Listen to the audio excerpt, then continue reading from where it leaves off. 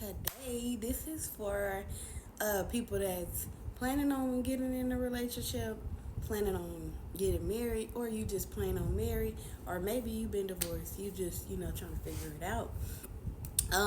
Recently, I call them marriage revelations. I get revelations because I believe marriage is a mirror. Of course, I was taught that until I really was living it, and I was like, oh, marriage is a mirror because um, sometimes when you don't like something that your spouse is doing or saying, or you the first thing you need to do is ask yourself why. What's bothering you about it? You know what I'm saying? And I'm quite sure you can come up with a list of things like this is not how it's supposed to be. Previously, on a couple of my lives, if y'all haven't caught them, I do them on Facebook. I put clips of them on here on TikTok. But listen, y'all, we be having a vision, right? You have a vision, you see something, especially sometimes you build this vision off the vibe that you end up having with your person. And sometimes you don't include them in the vision. They're people. They people on their own. You know what I'm saying? They have their own personality. That's why you like them. If you're looking for yourself in another person, there's pieces of you in there, but they are their own person. So to get back to where we started, I wanted to let you know that remember the vision, right? Remember what you saw. Make sure you include them in that. Make sure that y'all are working towards the progress. When this is where the tension comes in at.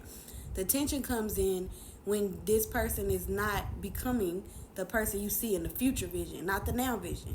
You got to make sure that when you love them for their current self, because you might be with that current self forever. You know what I'm saying? I know we commit to evolve because I know for sure I told my husband, like, hey, I know where we at right now, but I can tell you that this is not where I want to end up.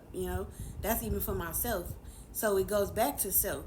If you don't want things to be the same as they started, and you see a vision, make sure you upholding your part of the vision, that you're growing and that you're executing everything that it takes for you to be the person that you saw in the future. You know what I'm saying? It's not just dependent on if this person is up there with you.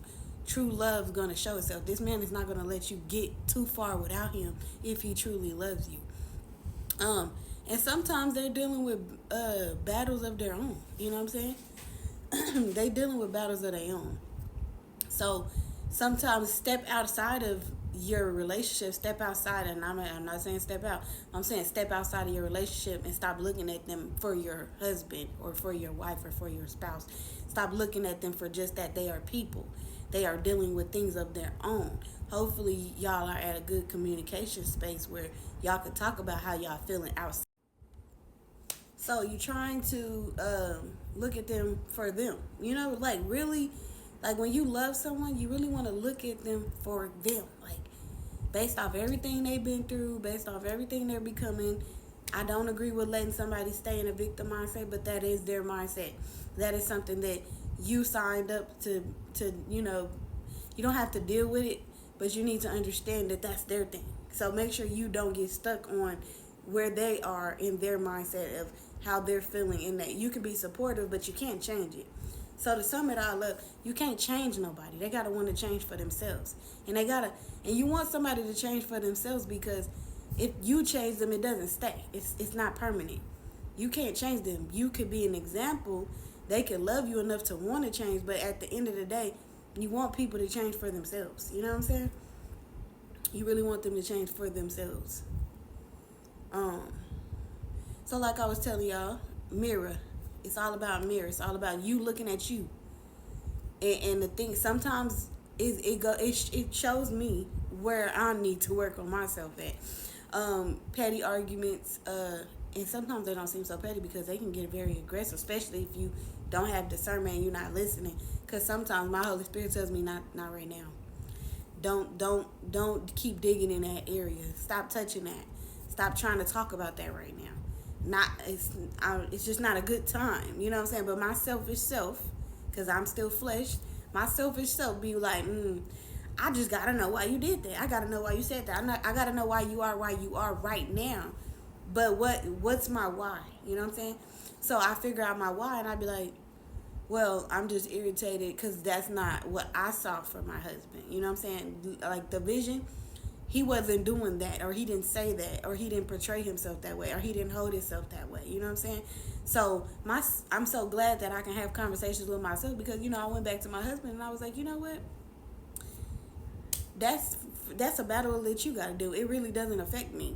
It only affects me if I care too much about that situation. It's not affecting us as a unit. That's something you dealing with, and it might not even be nothing you dealing with. Maybe I just see it in a different way. I saw my husband not saying that.